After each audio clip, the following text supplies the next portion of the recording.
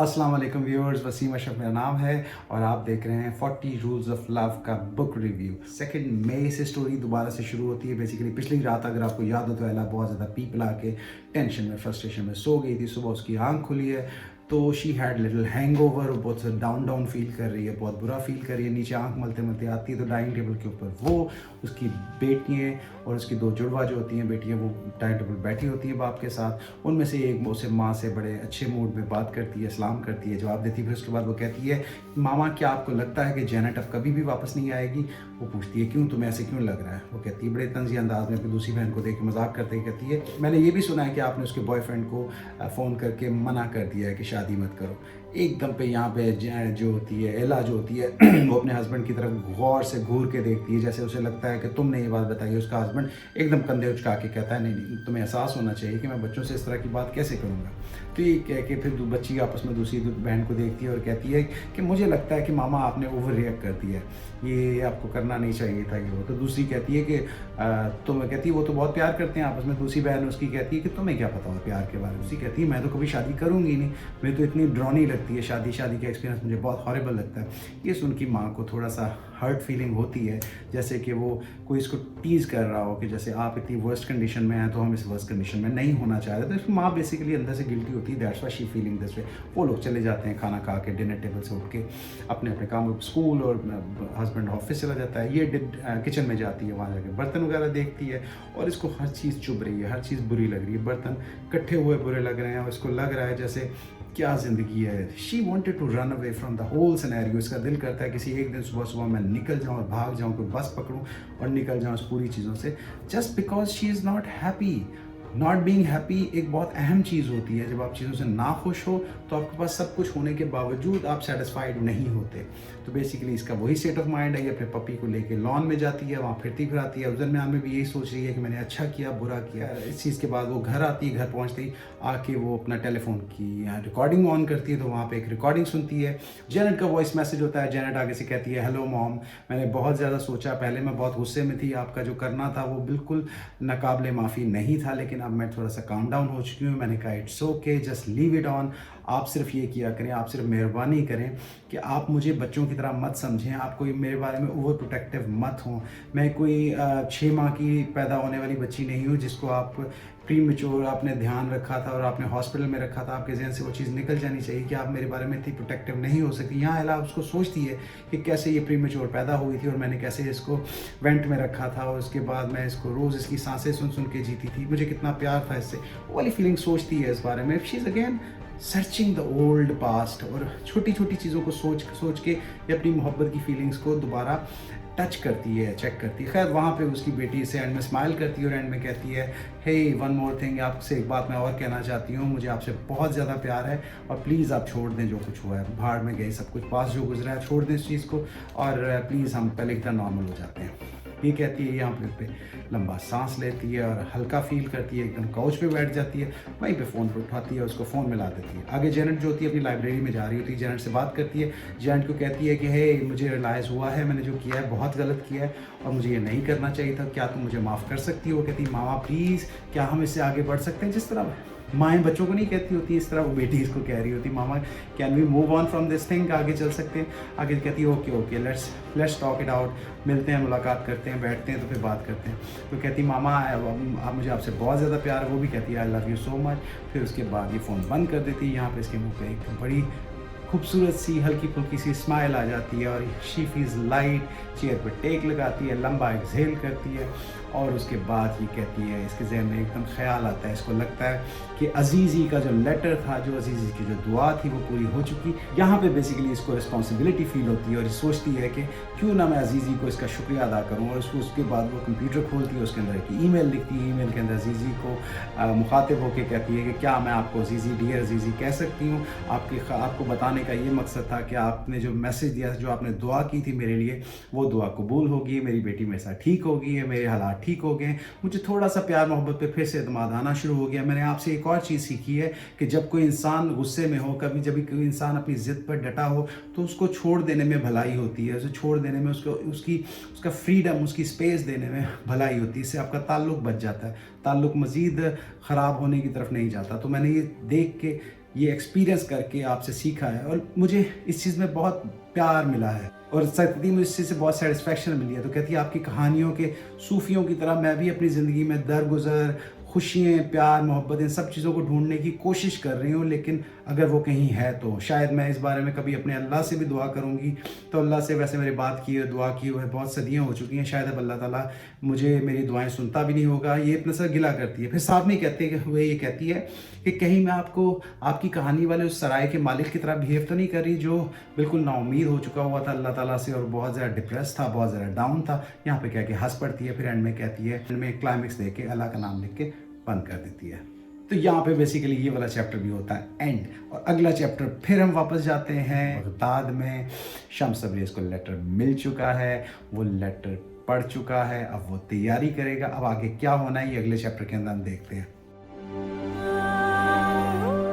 तो जी next chapter का नाम फिर से लेटर है, क्योंकि इस दफ़ा लेटर भेजा है बाबा ज़मान ने बुरहानुद्दीन के नाम पे। लेटर शुरू इसी तरीके से होता है, मेरे रफ़ीक, मेरे दोस्त, आपको इतने अरसे के बाद मैं आपका ख़त का जवाब दे रहा हूँ। बेसिकली मैंने इस ख़त के जवाब के अंदर अपने फ़कीर खाने या अपने दरवेश खाने के अंदर दरवेशों को खूब जांचा भाला देखा, क्योंकि आपका सवाल मेरे पर, आपका ख़त मेरे ऊपर एक बोझ की तरह था, एक ज़िम्मेदारी की तरह था, जिसको मैंने पूरी तरह नाप के, झांच के, भांप के इसका जवाब देना था।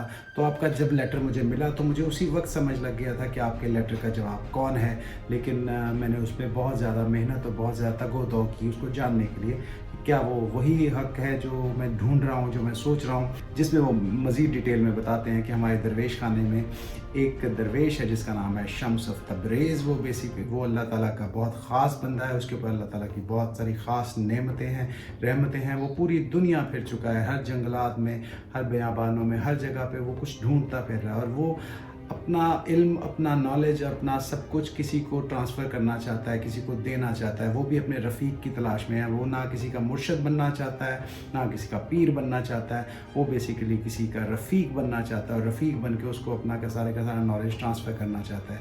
तो मेरे लिए वो बहुत ही हाईली रिकमेंडेड पर्सन है। और आपको बताते हुए मैं डिटेल बताऊँगा कि जब उस बंदे को मैंने सेलेक्ट करना था तो पहली दफ़ा जब मैं लेटर अनाउंस किया अपने दरवेश खाने के अंदर तो सब लोगों ने हाथ उठाया। तो उसमें से मुझे सबसे, जब मैंने मौत का जिक्र किया कि वहाँ से वापसी नहीं है, वहाँ पे ख़तरा है, तो उनमें से सिर्फ शम्स ऑफ तबरेज़ ही रुके जिन्होंने हाथ उठाया हुआ था। लेकिन फिर भी मैंने उनको 3 महीने की और मोहलत मांगी उनसे।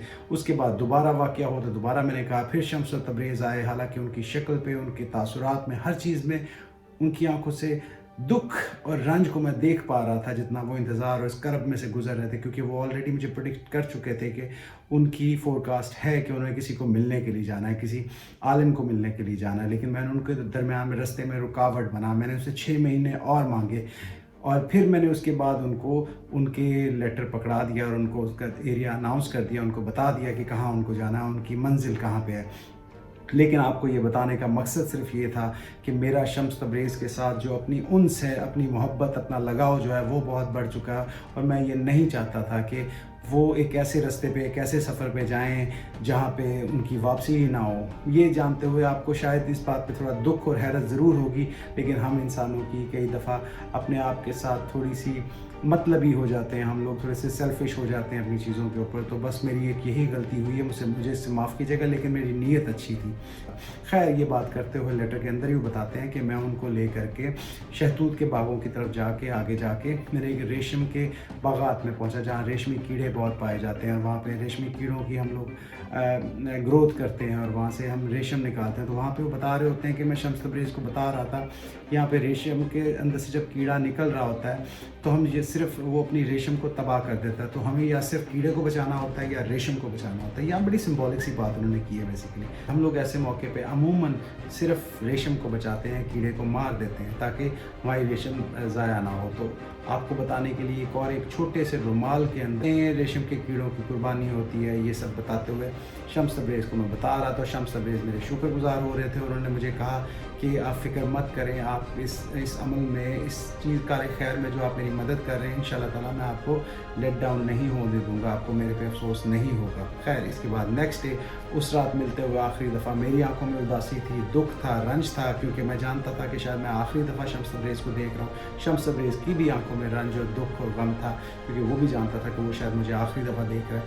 لیکن خیر next day early in the morning پھر شمس تبریز مجھے دوبارہ ملنے کے لیے آئے، خداحافظ کہنے کے لیے۔ اس وقت وہ اپنا سر بھی منڈا چکے ہوئے تھے، اپنی بیئرڈ بھی منڈا چکے ہوتے، he was all clean and every thing. اور اس کے اوپر کہتے ہیں میں بہت حیران بھی ہوا، لیکن میں آگے سے سوال ان سے کچھ نہیں کیا، کیونکہ اس کے اندر بھی ان کی کوئی نہ کوئی بہتری یا کوئی نہ کوئی ریزن یا لاجک ضرور ہوگی جو انہوں نے کیا۔ تو اس کے بعد شمس تبریز وہاں سے جا رہے تھے، جاتے ہوئے شمس تبریز نے ایک بات مجھے ضرور بولی کہ میرا کردار اس پوری داستان کے اندر ایک ریشم کے کیڑے جیسا ہے، جس نے اینڈ میں فنا ہو جانا ہے، لیکن وہ ریشم بنا کے جائے گا، اور آپ فکر مت کیجئے، میں آپ کو لیٹ ڈاؤن نہیں ہونے دوں گا، میں آپ ہمیشہ سے میرے اوپر فخر کریں گے، اور انشاءاللہ تعالیٰ اللہ تعالیٰ میرے اس پورے سفر میں معاونت رکھے اور مجھے اپنے مقصد و کار خیر تک پہنچا دے، تاکہ میں اپنا نالج، اپنی انفارمیشن، اپنا سارا جو میں نے سیکھا ہے دنیا میں، وہ سب کچھ اس عالم کو ٹرانسفر کر سکوں۔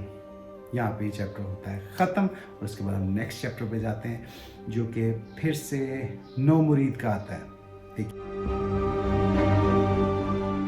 نو مرید کی کہانی یہاں سے شروع ہوتی ہے۔ نو مرید اپنی رداد سناتا ہے کہ میں یہاں پہ آیا تھا اور میں اس امید سے آیا تھا کہ مجھے کچھ عرصے میں درویشی کا کورس جو ہے، جو بھی سبق ہوگا، جو بھی چیزیں ہوں گی، میں ان کو بڑے اچھے طریقے سے سیکھ لوں گا۔ لیکن یہاں پہ صبح سے لے کے رات تک میں برتن مانجتا ہوں، پوچھا لگاتا ہوں، صفائی کرتا ہوں، کھانا بناتا ہوں، بڑی بڑی دیگوں کے اندر کھانا بناتا ہوں، اور صرف کھانا نہیں بناتا لوگوں کے لیے، کھانا بنانے کے بعد ان برتنوں کو دھوتا ہوں۔ صبح روشنی نکلنے سے میں کام شروع کرتا ہوں، رات کو اندھیرا ہونے تک میں اپنا کام کرتا رہتا ہوں۔ پورا دن میں کچن کے اندر مسالے، برتن، ہر چیز کر رہا ہوتا ہوں، اور میں کرتے ہوئے جب میں کچن کا جو مالک ہے، جو باورچی ہے، اس کی نظریں میرے اوپر ہوتی ہیں، وہ مجھے کچھ ساتھ ساتھ وہ ورد بتا رہا ہوتا ہے، ساتھ ساتھ دعائیں بتا رہا ہوتا ہے، یہ پڑھو، یہ پڑھنے۔ میں یہ سوچتا ہوں کہ یہ محنت مشقت کر کے کیا مجھے اس سے درویشی ملے گی؟ میں یہ سوچ کے اپنے آپ کے ساتھ حیران ہوتا ہوں۔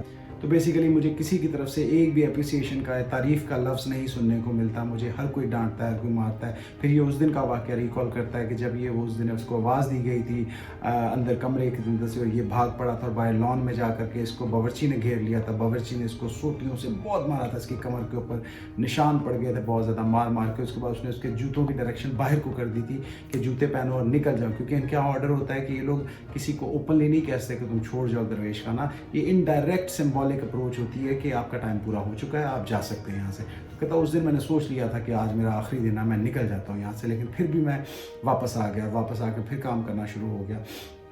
کرتے کرتے مجھے یہ پتہ چلا کہ شمس تبریز کا ایک وقت آ گیا، شمس تبریز اب جانے والا۔ شمس تبریز کے بارے میں بتاتا ہے کہ شمس تبریز کے ساتھ میرا بانڈ اتنا اچھا تھا کہ شمس تبریز ایک واحد شخص تھا جس کی آنکھوں میں میرے لیے ہمدردی تھی، جس کی آنکھوں سے میرے لیے ایک ہوپ تھی، ایک امید تھی کہ تم بھی کوئی انسان ہو، تم صرف نوکر نہیں ہو، تم صرف ایک اس طرح کے صفائی والے یا سرونٹ نہیں ہو، غلام نہیں ہو ہمارے، تم بھی ایک انسان کی مانند ہو۔ تو اس وقت سے میں شمس تبریز کی بہت عزت کرنے لگ گیا تھا۔ شمس تبریز کا نالج اور سب کچھ مجھے باقی لوگوں سے بہت ڈفرینٹ لگتا تھا۔ مجھے لگتا تھا میں نے باقی لوگوں کی طرح کا درویش نہیں بننا، مجھے شمس ٹائپ کا بننا ہے۔ تو that's why I always wanted کہ میں شمس کا اسٹوڈنٹ بنتا ہوں، کہ شمس کا اسٹوڈنٹ بنوں گا تو مجھے کچھ سیکھنے کو ملے گا، مجھے کچھ اچھی چیزیں ملیں گی۔ تو تب سے ہی اس کی نظر اسی پر تھی۔ اب جا کر کے اس کو پتہ چلتا ہے شمس تبریز جانے والا ہے، تو اس کے بعد یہ سیدھا بابا زمان کے پاس پہنچتا ہے۔ بابا زمان جو ہوتا ہے وہ موم بتی کی روشنی میں کتاب پڑھ رہے ہوتے ہیں، ان کے بعد پہنچتے بابا زمان بڑا انوائنگلی اس کو دیکھتے ہیں، کہتے ہیں ہاں کیا مسئلہ ہے میرا بیٹا تمہارے ساتھ؟ یہ کہتا ہے بابا زمان یہ حالات ہیں، اس طرح۔ تو بابا زمان کہتے ہیں ہاں بیٹا تمہاری حرکتوں سے نہیں لگتا، نہ تم اس ماحول کے لیے بنے ہو، نہ تم درویشی کے لیے بنے ہو۔ ہر دفعہ درویشوں میں سے 7 سے 8 درویشوں میں سے ایک درویش ہوتا ہے جو بن پاتا ہے، باقی سارے کے سارے بیک آف کر جاتے ہیں یا ہار جاتے ہیں۔ تم ہار مان لو اور بیٹا تم اپنے گھر چلے جاؤ اپنے حساب سے۔ یہاں یہ کہتا ہے نہیں میں واپس تو جانا چاہتا ہوں، لیکن میں آپ سے اجازت چاہتا ہوں کہ میں شمس تبریز کے ساتھ جانا چاہتا ہوں۔ شمس تبریز کو رستے میں ایک رفیق کی ضرورت ہوگی، ایک ورکر کی ضرورت ہے، کہ ہیلپر کی ضرورت ہو سکتی ہے کہیں بھی۔ اس میں کہتا ہے مجھے امید نہیں تھی کہ تم اتنا خیال یا اتنی قرب رکھتے ہو شمس تبریز کے ساتھ، کہتا ہے لیکن مجھے نہیں لگتا کہ تم درویش بن سکتے ہو، تم میری طرف سے فارغ ہو، ہمارے درویش خانے کی طرف سے بھی فارغ ہو، لیکن شمس تبریز کے ساتھ جانے والی بات کے اوپر میں تمہیں اجازت دوں یا نہیں دوں یہ میرے حق میں نہیں ہے، تم شمس تبریز इससे इस बारे में खुद से बात कर लूँ। मे भी शम्स तबरेज़ मान जाए, ये कह के उसको गुड बाय करता है और ये आराम से वहाँ से उठता है और बाहर निकल जाता है। एक स्माइल होती है इसके मुँह के ऊपर, तो सा फ्री फील करता है, आज़ाद फील करता है, कहता है दैट्स लाइक अ लाइफ, ये मेरी ज़िंदगी है और मैं आज़ाद फील कर रहा हूँ। उसके बाद शम्स तबरेज़ की तरफ ये बढ़ता है, भागता है, यहाँ पे एक चैप्टर और ख़त्म हो जाता है ठक करके, और अगला चैप्टर होता है फिर शम्स तबरेज़ के ऊपर कि शम्स तबरेज़ वहाँ से जाने लगा। उसके जाने के ऊपर भी एक ड्रामाई तश्कील दी गई है, एक बड़ी इंटरेस्टिंग सिचुएशन बनाई है। अब उस सिचुएशन को भी अगले चैप्टर में हम देखते हैं, उसके बाद हमारी एपिसोड वाइंड अप हो जाएगी। यहाँ पे हम आज की अपनी एपिसोड को ख़त्म करते हैं। आई होप कि आप लोगों को ये वाली एपिसोड बहुत अच्छी और बहुत इंटरेस्टिंग लगी होगी। अगली एपिसोड में मज़ीद थ्रिल आने वाला है, मज़ीद मज़ा आने वाला है। मज़े की बात यह है कि मैं इस स्टोरी को आपके साथ साथ ही पढ़ रहा हूँ, साथ साथ ही आपको बता रहा हूँ, साथ साथ ही नोट्स बना रहा हूँ, साथ साथ ही आपको डिलीवर कर रहा हूँ अपनी कम्युनिकेशन, अपनी स्टोरी टेलिंग स्किल्स। मेरा ख्याल आप लोगों को बहुत मज़ा आ रहा होगा इंशाल्लाह ताला, जैसे मुझे बहुत मज़ा आ रहा है। मुझे अगली एपिसोड्स का कुछ आइडिया नहीं है, मैं भी आपके साथ साथ इस स्टोरी को पढ़ रहा हूँ, आगे चल रहा हूँ। तो इंशाल्लाह ताला अगली एपिसोड के साथ मिलते हैं, अगले एपिसोड में मिलते हैं। अल्लाह हाफ़िज़, स्टे ट्यून और लाइक कीजिए, सब्सक्राइब कीजिए और इंशाल्लाह ताला नेक्स्ट टाइम मिलते हैं। अल्लाह हाफ़िज़।